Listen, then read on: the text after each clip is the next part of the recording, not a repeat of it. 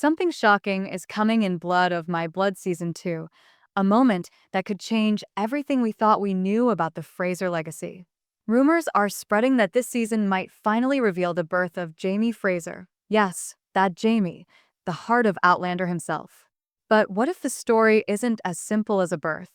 What if his arrival brings not joy, but danger, betrayal, and the beginning of a bloodline cursed by war? Let's dive deep into the secrets of Blood of My Blood Season 2, where love faces rebellion and destiny begins to shape the most legendary name in the Highlands, Fraser. Season 2 of Blood of My Blood is set to open in the most haunting way possible, with Ellen and Brian Fraser standing at the edge of war and destiny.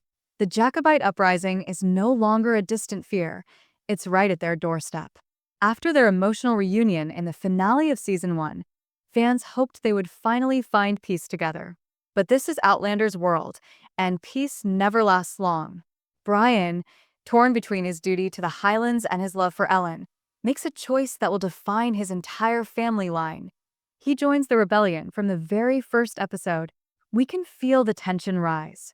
Ellen senses something changing inside her, a quiet life growing within chaos. Could this be the moment Jamie Fraser's story begins?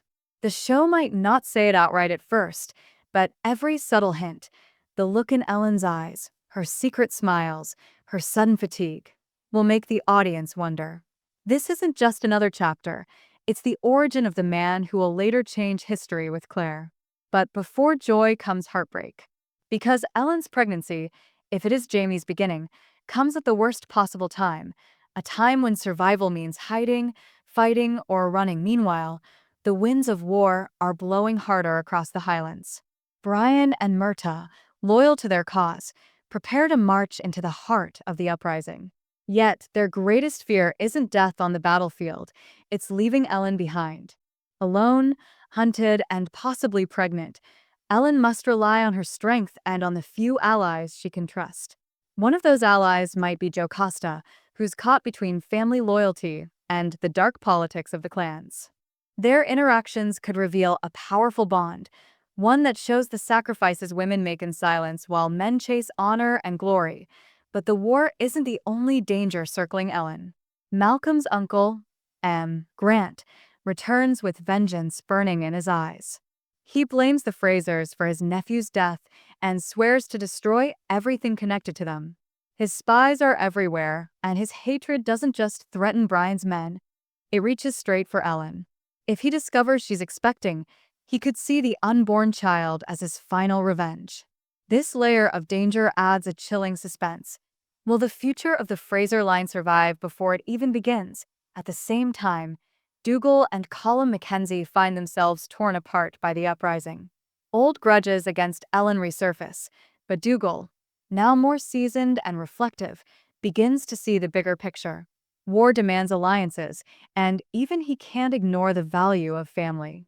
There's a chance that Season 2 will explore how Dougal slowly softens, realizing that Brian's courage mirrors his own.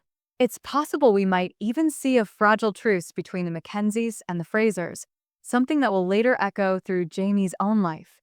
While the political and emotional storms rage, another thread runs quietly through the story: the fate of Henry and Julia. Their attempt to travel through the stones left everyone wondering if they succeeded. Early in Season 2, we might find that they didn't make it, or worse, that only one of them did. The mystery of who crossed time and who remained could link directly to Ellen's story. If Henry somehow reached the past, could his presence influence the birth of Jamie? It sounds impossible, but in Outlander, time has never been simple. The whispers of fate could be weaving something extraordinary, connecting two generations through heartbreak and love. By the end of the first episode, viewers will feel the tension between destiny and disaster titan like never before. The war drums echo, Ellen hides a dangerous secret, and Brian rides into a future that might never let him return. Every choice, every heartbeat, leads toward a single revelation: that even before he was born, Jamie Fraser's life was shaped by love, sacrifice, and blood. The audience will be left questioning. When destiny calls, can love survive its price? The second part of Blood of My Blood Season 2 begins with shadows thickening across the highlands. The Jacobite rising is no longer just talk, it's spreading like fire, and Brian Fraser finds himself at the center of it. While he leads men into the rebellion, his heart stays behind with Ellen. The opening moments of this episode will make viewers hold their breath. Ellen stands on the doorstep of Lallybroch, watching the fog swallow Brian's figure as he rides into danger. She whispers something only he would understand, something that ties them forever, no matter the distance. But that bond will soon be tested in ways neither of them imagine. Ellen's secret becomes harder to hide. She feels the weight of her unborn child growing as the war creeps closer. If this child truly is Jamie, his story begins not with triumph, but with fear. Ellen knows her enemies are near. Spies from Clan Grant, British soldiers, and even people who once called themselves friends. The Frasers' home becomes a place of whispers and coded messages. Joe Costa visits often, bringing supplies and comfort, but also warning her that the Grants are moving fast. Grant has promised to burn Lallybroch to the ground and end the Fraser line before it begins. The cruel irony is that Ellen can't even run. Traveling would reveal her condition, and every road is crawling with danger. Meanwhile, Murtaugh swears an oath to protect Ellen in Brian's absence. We'll see a softer side of him, loyal, watchful, almost fatherly toward her. But even Murtaugh can't guard against the kind of threat that strikes from within. A new character, possibly a servant loyal to the Grants, begins sending messages from inside the household. Ellen senses betrayal, but can't prove it. This slow, silent tension adds a chilling realism. Danger isn't always loud. Sometimes, it's a whisper behind the door. Back at the war front, Brian's courage earns him respect among the Jacobites. Yet his thoughts are haunted by Ellen's face, by the memory of her trembling hands on his chest the night before he left. Letters he writes are never sent, too risky to deliver, but his words speak of fear, of love, and of something he feels growing beyond him. "If I don't return," he writes, "promise me the child will know my heart." That single line might become one of the season's most emotional moments, foreshadowing the birth of Jamie, a child destined to carry both his father's strength and his mother's fire. While Brian fights and Ellen hides, the Mackenzies face their own turmoil. Dougal, now commanding part of the uprising, begins to question his choices. He remembers Ellen's defiance years ago, how her love for Brian tore the clans apart. But now, as he sees how fragile the rebellion truly is, Dougal begins to realize that love, not war, is what truly binds people. In a quiet scene between him and Colum, viewers might witness a rare vulnerability. Colum's regret for pushing Ellen away, Dougal's guilt for not protecting her sooner. These emotional cracks show the cost of pride and how the Mackenzies' future depends on forgiveness, something that could eventually extend to Jamie himself. And while all of this unfolds, Henry and Julia's story begins to merge with the Frasers. Somewhere between times, Julia awakens in a cold, unfamiliar world. Not the past she expected, but the ruins of what could have been. Did she travel too far, or not far enough? Henry's voice echoes, but he's nowhere to be found. Could it be that he ended up in a different time, one that connects to Ellen's world? The eerie sound of buzzing stones might return, reminding us that time is not a line but a loop. Julia's journey becomes one of desperation, trying to find Henry while discovering clues that point to the Fraser lineage. Maybe she'll uncover an heirloom, a brooch, a crest, a name that ties her fate to Ellen's unborn child. As the episode progresses, tension builds on both fronts.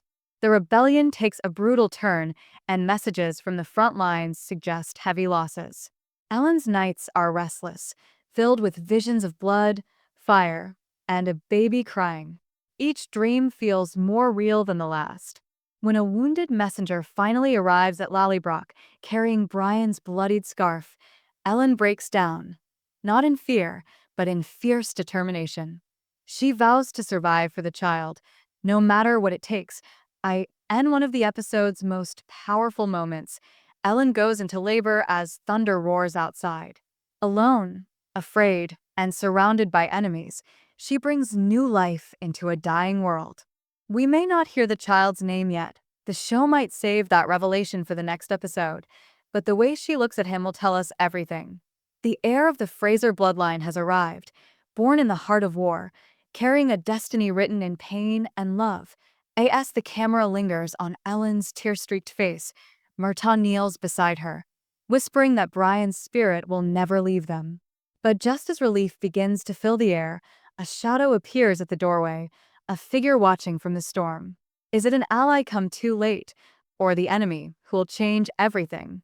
The episode ends there, leaving viewers breathless, desperate for answers and wondering, if this truly is Jamie's birth, what will be the price of his first breath? The third section of Blood of My Blood Season 2 explodes with emotion and mystery, picking up moments after the stormy birth.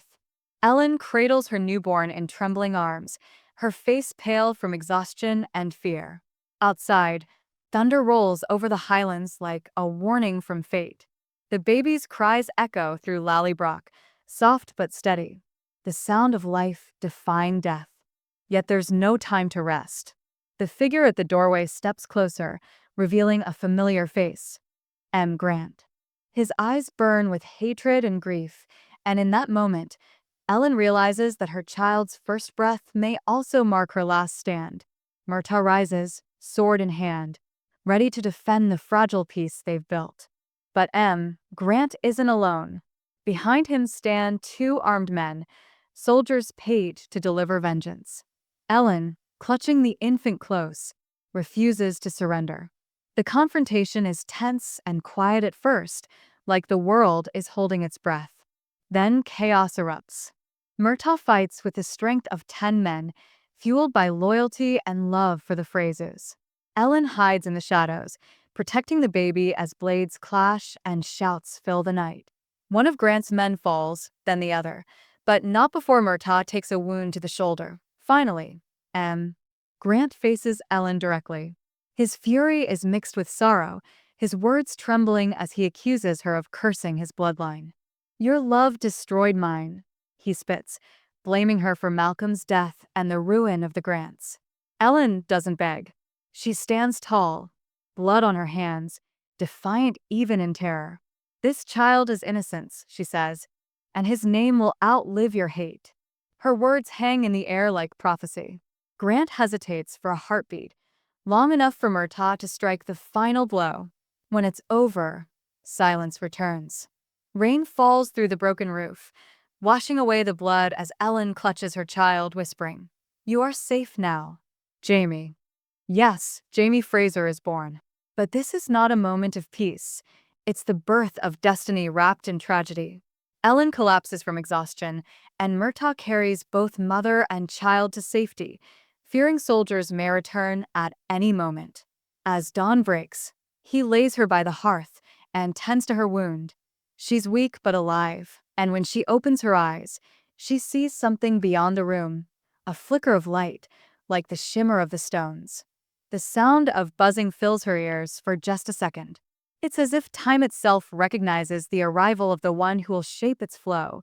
Far from Lallybroch, the war rages on. Brian Fraser, wounded and barely conscious, lies among fallen men. Smoke and gunfire fill the air. When he finally wakes, he finds himself rescued by Dougal Mackenzie's men. Dougal tells him the rebellion is collapsing, that they must retreat or die. Brian refuses until he knows Ellen is safe. Dougal's eyes soften. For the first time, he speaks not as a rival, but as a brother.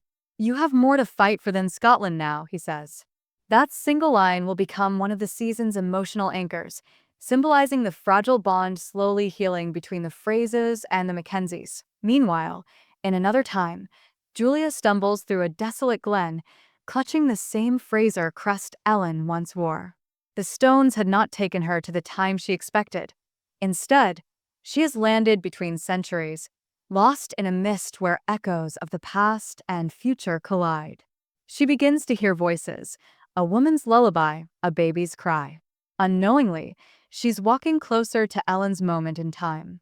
The show might use this eerie connection to suggest that Julia's journey through time is tied to Jamie's birth, as if the universe itself bent to ensure his survival. When she finally finds the stones again, the light from them pulses stronger than before, hinting that her next step could change the Fraser line forever.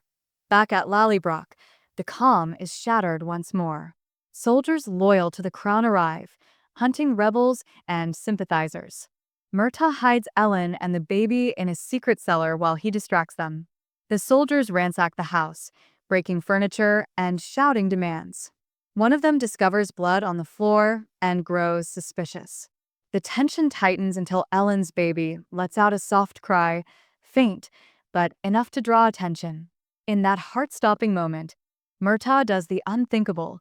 He sets the stables on fire, creating chaos and smoke thick enough to mask their escape. His loyalty once again saves the Fraser line, A.S. Ellen, Murtagh, and the infant flee into the wilderness. The highlands stretch before them, beautiful and brutal. Ellen, weakened but determined, refuses to stop. Every step feels heavier, but she keeps moving. "He must live," she whispers, as though speaking to the wind. For Brian, for Scotland. Viewers will feel her exhaustion, her heartbreak, but also her fire. The same fire that will live on in Jamie himself. When they finally reach a hidden shelter, Ellen collapses in Murtagh's arms, smiling faintly. "He'll be great," she murmurs. "I've seen it in my dreams." The final moments of the season are quiet but powerful. The camera lingers on baby Jamie sleeping peacefully beside the dying fire, a small mark of light glimmering on his hand. The same light Julia saw near the stones. It's a symbol, a reminder that his destiny is intertwined with time itself. The flames flicker, casting shadows that almost resemble the faces of Claire and Jamie's future. As the wind howls outside, a single line closes the episode, a whisper that feels like it's coming from both past and future. This is where it all began, the blood that built a legend. Then silence. The screen fades to black, leaving viewers shaken, emotional, and desperate for answers. Has Brian survived? Will Ellen live long enough to see her son grow? And will Julia ever find her way back? Or is she destined to wander time, forever tied to the child who will change it? One thing is certain. Blood of My Blood Season 2 doesn't just tell a story. It rewrites the beginning of the Fraser legacy, a legacy born in war, baptized in sacrifice, and carried forward by the child who would one day love a woman out of time.